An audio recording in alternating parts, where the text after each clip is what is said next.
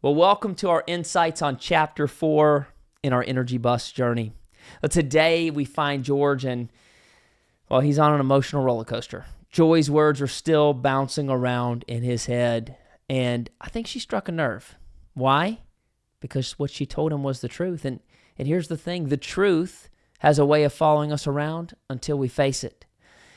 And as George sits in the silence, it's easy to see he is emotionally spent. He's beyond overwhelmed at this point, and he's on the verge of losing his marriage. His job is hanging by a thread.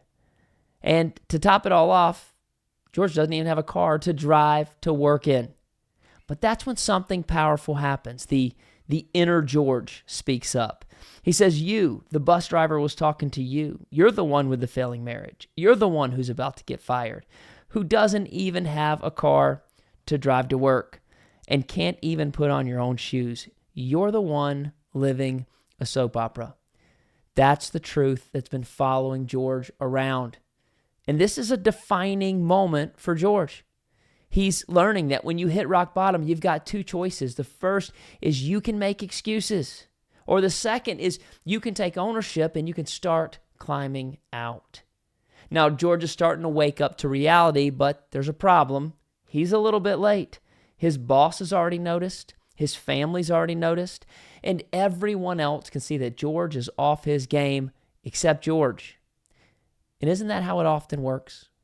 So many times we are the last one to realize that we are the problem. But here's the hard truth. Until we take responsibility, we can't make any real changes. So here's my question for you today. How good are you at admitting when you're in the wrong? Really think about that.